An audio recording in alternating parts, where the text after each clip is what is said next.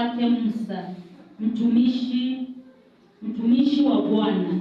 Bwana akamwambia Yoshua mwana wa Nuni mtumishi wa Musa akasema, Musa mtumishi wangu amekufa. Haya basi, ondoka, vuka mto huu wa Yordani, wewe na watu hawa wote, mkaende hata nchi niwapayo wana wa Israeli. Mkaende hata nchi niwapayo wana wa Israeli. Maana nasema aliambiwa, tazama mtumishi wako Musa amekufa. Si anaitwa watu.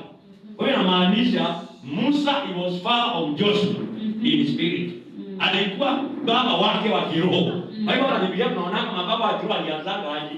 Na hakuna mahali naambiwa Joshua alikuwa analalamikia Musa. Kwa nini mshirika na sisi lazima mshirika analalamika?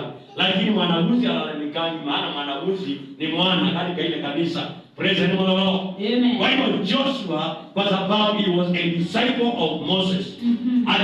Aliambiwa na Bwana, Musa amekufa. Na kifo cha Musa mnakielewa vizuri sana. Maana anasema ukisoma hapo nyuma kitabu cha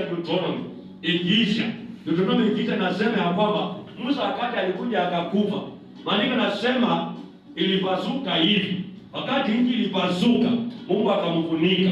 Hakuna mazishi ilienda, ati watu wakaimba nyimbo zinaibanga za ila so wangaiwe kubwa na irinda ya bela. Bwana Yesu amesiba. Musa hakuimbiwa ila so wangaiwe kubwa.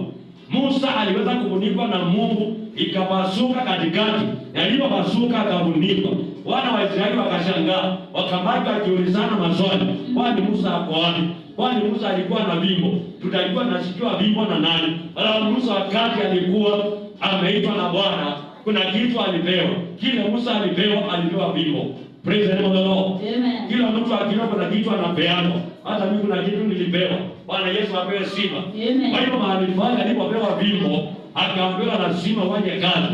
Wakati Musa alikufa, nataka uelewe, ili ujue watu ni tofauti kwa sababu ya nguvu ya majina. Na kwa maana jina la Musa ilikuwa na nguvu, maana kuuliza juu ya majina, maana jina iko na nguvu. Inategemea ile jina iko upande gani. Upande wa shetani jina iko na nguvu, upande wa Mungu jina iko na Mungu. Lakini ukiwa upande wa shetani jina yako imekufa, na ukiwa upande wa Mungu jina lako liko hai. Nataka kuongea na mtu ambaye anatamani kukaa maisha ya matendo yake ya kupendeza Bwana, na jina lako liwe hai katika Bwana wangu aliye hai Yesu Kristo. Bwana Yesu amesiba.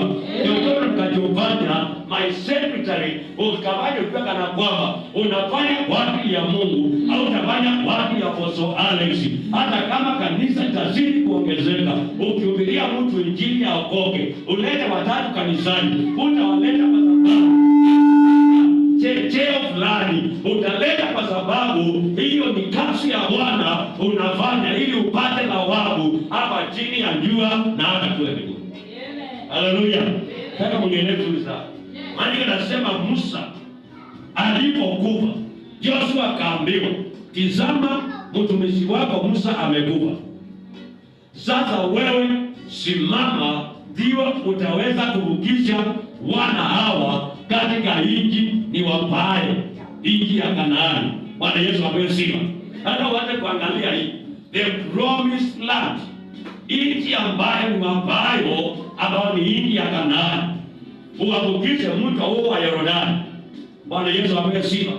Na Joshua alipoangalia, kwa sababu alikuwa amejiana, kuna kule kujiana, anajielewa, hapo na nguvu na kuna uzito. Bwana Yesu asifiwe.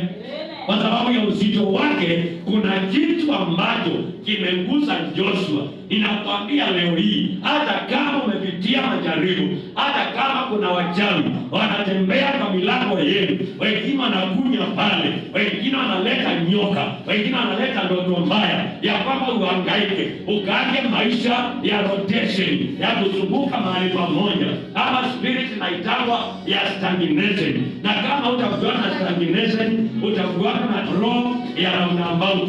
Bwana Yesu apewe sifa. Na kama sio roundabout, kuna roho nyingine inaitwa the spirit of almost there but never there. Unataka kupika lakini huwezi ukapika. Hiyo roho ya almost there but never unaona ni kama kwamba uko karibu na hii kitambaa, lakini ukitaka kungusa hauwezi ukangusa, ukitaka kungusa hauwezi ukangusa. That is the spirit of almost there but never there. Nimekuja nikutangazia leo hii, ukiwa na